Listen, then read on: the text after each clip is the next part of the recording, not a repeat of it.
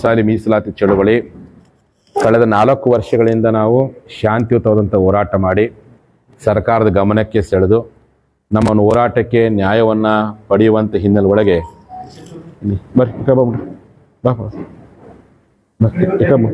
ಮುನಿ ಈ ಕಡೆ ನ್ಯಾಯಯುತವಾದಂಥ ಹೋರಾಟಕ್ಕೆ ನಿರಂತರವಾಗಿರ್ತಕ್ಕಂಥ ಪ್ರಯತ್ನವನ್ನು ಮಾಡ್ತಾ ಬಂದೀವಿ.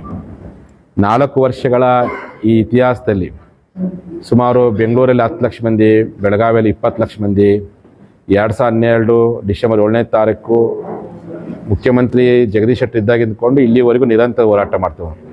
ಎಂದೂ ನಮ್ಮ ಜನ ಅಶಾಂತಿಗೆ ಅವಕಾಶ ಕೊಟ್ಟಿಲ್ಲ.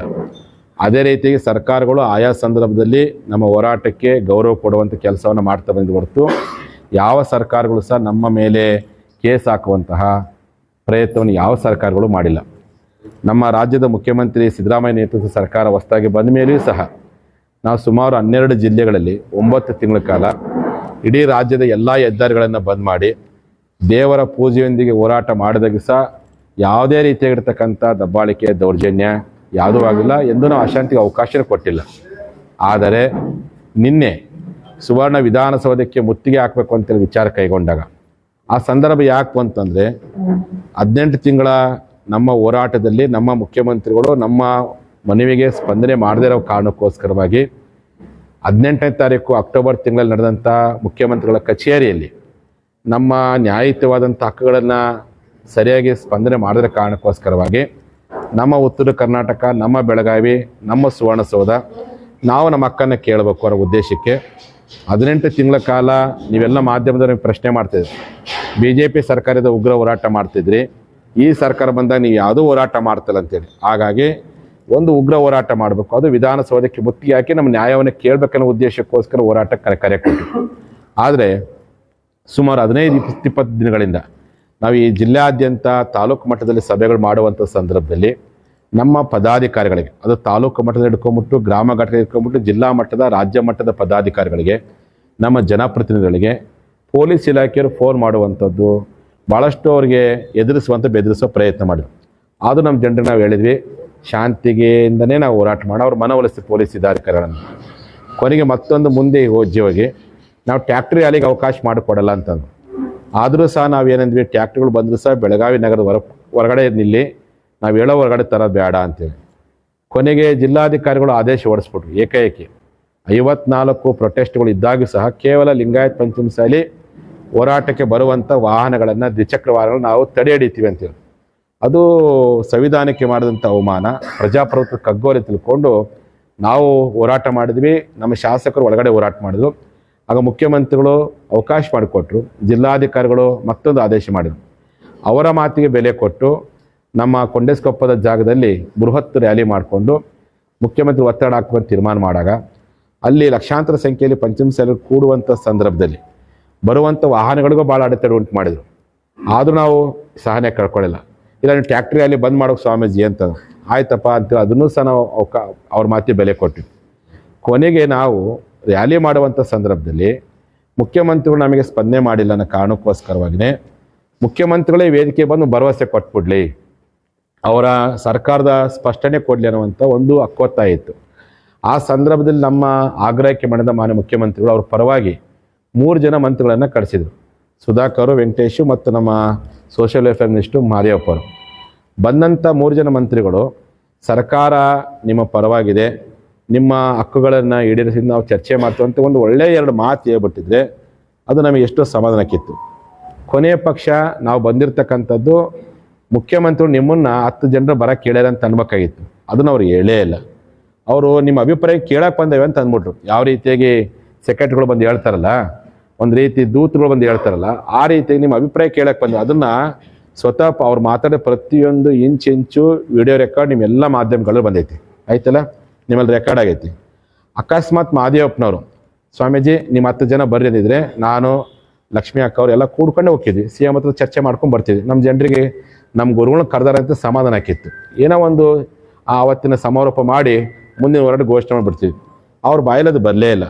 ನಿಮ್ಮ ಅಭಿಪ್ರಾಯವನ್ನು ಕೇಳಕ್ಕೆ ಬಂದೇವೆ ಅಂತಂದರು. ಅದಕ್ಕೆ ನಮ್ಮ ಅಭಿಪ್ರಾಯ ಕೇಳಬೇಕು. ನಾನು ಅವ್ರ ಮಾತಿ ಬೆಲೆ ಕೊಟ್ಟು ಆಯಿತು 3 ಜನ ಸಚಿವರು ಕಳಿಸಿರಿ, ಹೆಂಗೆ ಮಾಡ್ಬೇಕಂದ್ರೆ ಜನ ಏನಂದ್ರು, ಮುಖ್ಯಮಂತ್ರಿಗಳೇ ಬರಬೇಕು ಅಂತಂದರು.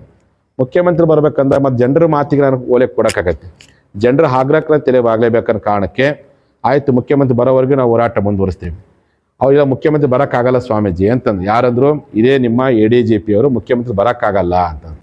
ಹಂಗಾರೆ ನಾವು ಅಲ್ಲಿಗೆ ಹೋಗೋಣ, CM ಇದ್ದಲ್ಲಿ ಹೋಗೋಣ, ನಮ್ಮ ಹಕ್ಕುಗಳ ಬಗ್ಗೆ ಅವ್ರು ಕೇಳಿ ಅವ್ರು ಏನು ಸ್ಪಷ್ಟೀಕರಣ ಕೊಡ್ತಾರೆ ಕೊಡಲಿ, ಅದು ನಮ್ಮ ಜನರಿಗೆ ಹೇಳ್ಬಿಟ್ರೆ ಆಯ್ತು ಅಂತೇಳಿ ಅವ್ರು ಇದ್ದಲ್ಲೇ ಹೋಗ್ಬಿಡೋಣ ಅಂತ ತಿಳ್ಕೊಂಡು ಲಾ ಆ್ಯಂಡ್ ಆರ್ಡರ್ ಪ್ರಾಬ್ಲಮ್ ಆಗತ್ರ ಕಾರಣಕ್ಕೆ ನಾನೇನು ಮಾಡಿದೆ, CM ಅಲ್ಲಿ ಬರಲಿ ಅಂತೇಳಿ ಅದು ಕೊಪ್ಪಲಿನ ಕಾರಣಕ್ಕೆ ನಾವೇ ಅಲ್ಲಿಗೆ ಹೋದ್ರತ್ತಂತೇಳಿ ರಸ್ತೆ ಹತ್ರ ಬರುವಂಥ ಸಂದರ್ಭದಲ್ಲಿ ವಿನಾಕಾರಣ ಕೆಲವೊಂದು ಪೊಲೀಸರು ಅವರು ಸಿವಿಲ್ ಡ್ರೆಸ್ ಅಂದರೆ ಬೇರೆ ವೇಷಗಳನ್ನ ಹಾಕ್ಕೊಂಡು ಬೇರೆ ಬಟ್ಟೆಗಳನ್ನ ಹಾಕ್ಕೊಂಡು ನಮ್ಮ ಪ್ರತಿಭಟನಾಗಾರರ ಮೇಲೆ ಕಲ್ಲು ತೂರಾಟ ಮಾಡಿದ್ದನ್ನು ಅದು ವಿಡಿಯೋ ರೆಕಾರ್ಡ್ ಆಗಿದೆ.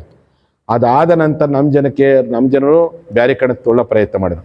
ಕೊನೆಗೆ ADGP ಅವರು ಕೆಲವೊಂದು ಪೊಲೀಸ್ ಹಿರಿಯ ಅಧಿಕಾರಿಗಳು ನಮ್ಮ ಸಮಾಜದ ಮೇಲೆ ಭಾಳ ಹಲ್ಲೆ ಮಾಡಿದ್ರು. ಎಷ್ಟು ಹಲ್ಲೆ ಮಾಡಿರಪ್ಪ ಅಂದರೆ ಬೆದರಿಸುವ ಪ್ರಯತ್ನ ಮಾಡಿ ನಮ್ಮ ಜನ ಬೆದರ್ತಿದ್ರು, ಅಥವಾ ಬ್ಯಾರಿಗೇಟ್ ತಡೆಗಟ್ಟೋ ಪ್ರಯತ್ನ ಮಾಡಿ ನಮ್ಮ ಜನ ಎದುರ್ತಿದ್ರು, ಅಥವಾ ನೀವೇನಾದರೂ ಜಲ ಪೀರಂಗಿ ಮಾಡಿದರೆ ಆಯ್ತಾಗ ಹೋಗ್ತಿದ್ರು. ಬೇರೆ ಮಾರ್ಗ ಇತ್ತು, ತಡೆಯುವಂಥ ಮಾರ್ಗಗಳು ಬೇರೆ ಇದ್ದು. ಅದನ್ನು ಬಿಟ್ಟು ಪೊಲೀಸರು ಒಂದು ರೀತಿ ದ್ವೇಷದಿಂದ ಹೊಡಿತಾರಲ್ಲ, ದ್ವೇಷದಿಂದ ಅದು ಪೂರ್ವಗ್ರಹ ಪೀಡಿತರಿಗೆ ಹೊಡಿತಾರಲ್ಲ, ಅದು ಮಾರಣಾಂತಿಕವಾದಂಥ ಹಲ್ಲೆ. ಎಷ್ಟು ಮಟ್ಟಿಗೆ ಹೊಡೆದಾರೆ, ಜನಸಾಮಾನ್ಯರಿಗೆ ಹೊಡೆದಷ್ಟೇ ಅಲ್ಲ, ಕರಿ ಕೋಟ್ ಹಾಕೊಂಡು ಬಂದಿರತಕ್ಕಂಥ ವಕೀಲರ ಕೋಟನ್ನು ಹರಿದು ಅವ್ರ ಮೇಲೆ ಹಲ್ಲೆ ಮಾಡಿದ್ದಾರೆ, ಮಹಿಳಾ ವಕೀಲರ ಮೇಲೂ ಹಲ್ಲೆ ಮಾಡಿದ್ದಾರೆ, ಜನಸಾಮಾನ್ಯರ ಮೇಲೆ ಹಲ್ಲೆ ಮಾಡಿದ್ದಾರೆ. ಎಷ್ಟೋ ಜನರಿಗೆ ಹೃದಯವನ್ನೇ ಒಂದು ರೀತಿ ಘಾಸಿಗೊಳಿಸುವ ಹಾಗೆ ಅವ್ರಿಗೆ ಈಗ ಹಾಸ್ಪಿಟಲ್ ಇದ್ದಾರೆ ಶಿವಬಸಪ್ಪ ಕಾಪ್ಸಿ ಅಂತೇಳಿ ನಮ್ಮ ಮುಗುಳ್ಕೋಡ ತಾಲೂಕು ಅಧ್ಯಕ್ಷರು, ಅಂದರೆ ಹೃದಯಕ್ಕೆ ಚುಚ್ಚುವಾಗೆ ಹೊಡೆಯುವಂಥದ್ದು. ಇದು ಬಹುತೇಕ ಕರ್ನಾಟಕ ಸರ್ಕಾರ ಅಸ್ತಿತ್ವ ಬಂದಾಗಿಂದ ಸುಮಾರು 14 ಜನ ಮುಖ್ಯಮಂತ್ರಿ ನಾವು ಕಂಡಿದ್ದೀವಿ. ಹಿಂದೆ ಲಿಂಗಾಯತೇತರ ಮುಖ್ಯಮಂತ್ರಿಗಳು ರಾಜ್ಯಗಳಾಳಿದ್ದಾರೆ, ಲಿಂಗಾಯತರ ಮುಖ್ಯಮಂತ್ರಿಗಳು ರಾಜ್ಯಗಳಾಳಿದ್ದಾರೆ.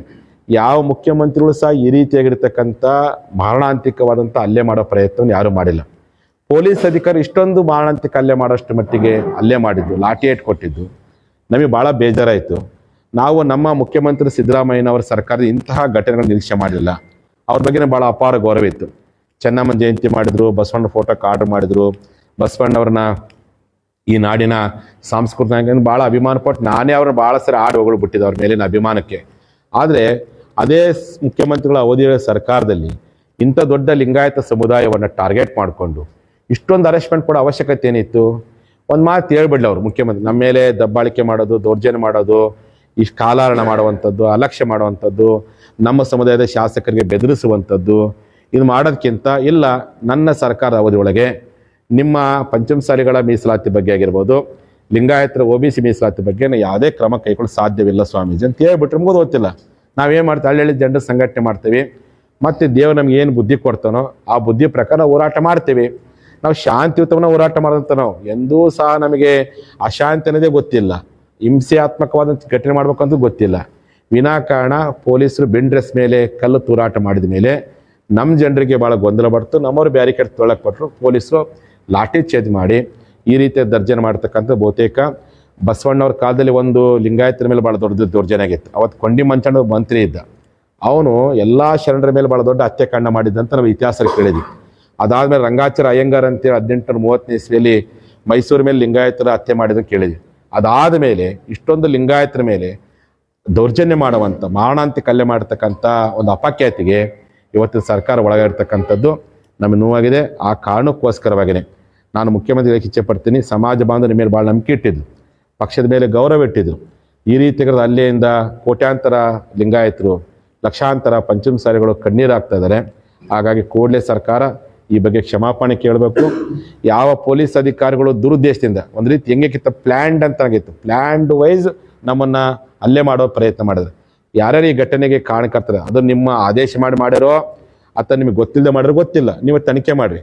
ಅಂಥ ಪೊಲೀಸ್ ಅಧಿಕಾರಿ ಮೇಲೆ ಸೂಕ್ತವಾಗಿರ್ತಕ್ಕಂಥ ಕಾನೂನು ಕ್ರಮ ಕೈಗೊಳ್ಳಬೇಕು, ಅವ್ರನ್ನ ಸಸ್ಪೆಂಡ್ ಮಾಡಬೇಕು ಅಂತೇಳಿ ಈ ಮೂಲಕ ಆಗ್ರಹ ಮಾಡ್ತೀವಿ. ನಮ್ಮ ಕೆಲವು ಅಮಾಯಕ ರೈತರ ಮೇಲೆ FIR ದಾಖಲು ಮಾಡಿದ್ವಿ ಇವತ್ತು ಹಿರೇಬಾಗೇವಾಡಿ ಪೊಲೀಸ್ ಸ್ಟೇಷನಲ್ಲಿ, ಅದನ್ನು ಕೂಡಲೇ ಬಿ ರಿಪೋರ್ಟಾಗಿ ಅದನ್ನು ವಾಪಸ್ ಪಡ್ಕೊಳ್ಬೇಕು. ಇನ್ನು ನಮ್ಮ ಏನಿವತ್ತು ನಮ್ಮ ಸಮುದಾಯದ ಜನ ಇವತ್ತಿನ ಹಾಸ್ಪಿಟಲ್ ಅಡ್ಮಿಟ್ ಆಗಿದ್ದಾರೆ, ಸರ್ಕಾರ ಅವರಿಗೆ ಪರಿಹಾರ ಕೊಡಬೇಕಾಗಿಲ್ಲ. ನಮ್ಮ ಜನಕ್ಕೆ ದೇವ್ರ ಶಕ್ತಿ ಕೊಟ್ಟನೆ, ನಮ್ಮ ಕೈಲಾದಷ್ಟು ಹಣ ಕೂಡಿಕಡೆ ಮಾಡಿ ಆಸ್ಪತ್ರೆ ವೆಚ್ಚವನ್ನು ನಾವು ನಿಭಾಯಿಸೋದು ಪ್ರಯತ್ನ ಮಾಡ್ತೀವಿ.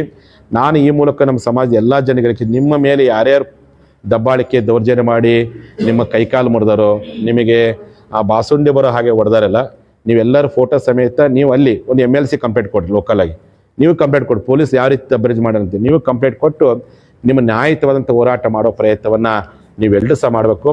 ADGP ಆದಂಥವರು ಪೊಲೀಸರಿಗೆ ಶಾಂತಿಯುತವಾದಂಥ ಹೋರಾಟ ಮಾಡಲಿಕ್ಕೆ ಆದೇಶ ಮಾಡಬೇಕಾಗಿತ್ತು. ADGP ಅವರೇ ಕೈಯಲ್ಲಿ ಲಾಠಿ ಹಿಡ್ಕೊಂಡು ಲಾಠಿ ಚಾರ್ಜ್ ಮಾಡಲಿಕ್ಕೆ ಆದೇಶ ಮಾಡಿರ್ತಕ್ಕಂಥ ಬಹುತೇಕ ಇಂಥ ಘಟನೆಯನ್ನು ಯಾರೂ ಮಾಡಿಸೋದಿಲ್ಲ. ಹಿಂದೆ ಅಲೋಕ್ ಕುಮಾರ್ ಅಂತ IDGP ಇದ್ರು ಬೊಮ್ಮಾಯಿ ಸರ್ಕಾರದಲ್ಲಿ. ಇದು ಇನ್ನೂ ಲಕ್ಷಾಂತರ ಸಂಖ್ಯೆ, ಅವ್ರು 20 ಲಕ್ಷ ಜನ ಎಲ್ಲಿಂದ, ಅದು ಹಿರೇಬಾಗೇವಾಡಿಯಿಂದ ಬಂದೆ ನಾವು. ADGP ಅಲೋಕ್ ಕುಮಾರ್ ಎಷ್ಟು ಚಂದ ಶಾಂತಿಯುತ ಮಾಡಿ ನಮ್ಗೆ ಎಷ್ಟು ಕನ್ವಿನ್ಸ್ ಮಾಡ್ತಿದ್ರು, ನಮ್ಮನ್ನು ಕರ್ಕೊಂಡೋಗಿ ಮಾತುಕತೆ ಮಾಡಿಸಿದ್ರು, ಸ್ಪಂದನೆ ಮಾಡಿದ್ರು. ಎಲ್ಲೇ ಒಂದು ಕಡೆ ಜನರ ನಿರೀಕ್ಷೆ ಏನೈತೆ, ಸಹಜವಾಗಿ ತಾಳ್ಮೆ ಕಟ್ಟೆ ಹೊಡೆದಿತ್ತು, ಸಹನೆ ಕಟ್ಟೆ ಮೀರಿತ್ತು. ಇಂಥ ಜನರನ್ನ ಶಾಂತಿಗೊಳಿಸೋ ಪ್ರಯತ್ನವನ್ನು ADGP ಮಾಡಬೇಕಾಗಿತ್ತು. ಅದನ್ನು ಬಿಟ್ಟು ನೀವು ಲಾಠಿ ಚಾರ್ಜ್ ಮಾಡುವಂಥ ಪ್ರಯತ್ನ ಮಾಡಿದ್ರೆ ಎಲ್ಲೇ ಒಂದು ಕಡೆ ದುರುದ್ದೇಶದಿಂದ ಮುಖ್ಯಮಂತ್ರಿಗಳ ಮೇಲೆ ಅಥವಾ ಸರ್ಕಾರ ಮೇಲೆ ನೀವೇ ಪರೋಕ್ಷವಾಗಿ ಕೆಟ್ಟ ಹೆಸರು ತಂದಿರಿ ಅನ್ನುವಂಥ ಅನುಮಾನ ವ್ಯಕ್ತವಾಗ್ತಾ ಇದೆ. ಆ ಕಾರಣಕ್ಕೆ ಕರ್ನಾಟಕ ಸರ್ಕಾರ ಲಿಂಗಾಯತ ಮೇಲೆ ಮಾಡಿರ್ತಕ್ಕಂಥ ಈ ದುಷ್ಕೃತ್ಯಕ್ಕೆ ಕ್ಷಮಾಪಣೆ ಕೇಳಬೇಕು. ಕಾರಣರಾಗಿರ್ತಕ್ಕಂಥ ಹಿರಿಯ ಅಧಿಕಾರಿಗಳನ್ನು ಕೂಡಲೇ ಸಸ್ಪೆಂಡ್ ಮಾಡಬೇಕು. FIR ಏನು ಮಾಡಿದ್ರಿ ಅದು ರದ್ದುಗೊಳಿಸಬೇಕು.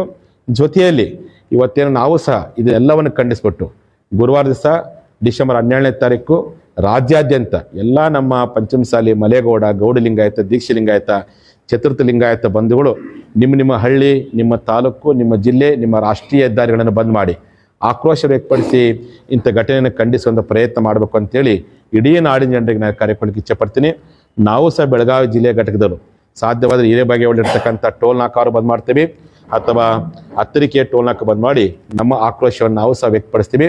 ಹಾಗಾಗಿ ನೀವೆಲ್ಲ ಸ್ವಯಂ ಸ್ಫೂರ್ತಿಯಿಂದ ಹೋರಾಟ ಮಾಡಿ ನೊಂದಂಥ ಜನ, ಇವತ್ತೇನು ನಮ್ಮ ಜನರಿಗೆ ನೋವಾಗಿರ್ಬೋದು, ರಕ್ತ ನೆಲದ ಮೇಲೆ ಚೆಲ್ಲಿರ್ಬೋದು, ರಕ್ತದ ಕೋಡೇರಿರ್ಬೋದು, ಆದರೆ ಆ ರಕ್ತಕ್ಕೆ ಬೆಲೆ ತರುವ ಕೆಲಸವನ್ನು ನಾವು ಪ್ರಾಮಾಣಿಕವಾಗಿ ಮೀಸಲಾತಿ ಸಿಗುವವರೆಗೂ ಹೋರಾಟ ಮಾಡ್ತೀವಿ, ಶಾಂತಿಯುತ ಹೋರಾಟ ಮಾಡ್ತೀವಿ, ಅಹಿಂಸಾತ್ಮಕ ಹೋರಾಟ ಮಾಡ್ತೀವಿ, ನಿಮ್ಮ ಮನಸ್ಸನ್ನೇ ಗೆಲ್ಲಿ ನಿಮ್ಮಿಂದ ನ್ಯಾಯ ಪಡುವಂಥ ಹೋರಾಟ ಮಾಡ್ತೀವಿ ಅಂತೇಳಿ ಯಾವ ಕಾರಣಕ್ಕೆ ಹೋರಾಟ ನಡೆಸಲ್ಲ.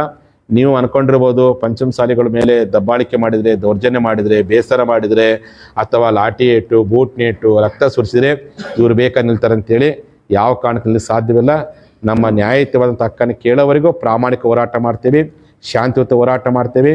4 ವರ್ಷಗಳ ಕಾಲ ನಾವು ಶಾಂತಿ ಹೋರಾಟ ಮಾಡಿದ್ವಿ. 4 ವರ್ಷಗಳ ಕಾಲ ಬಸವಣ್ಣನಂತೆ ಶಾಂತಿ ಹೋರಾಟ ಮಾಡಿದ್ವಿ. ಇನ್ನು ಮುಂದೆ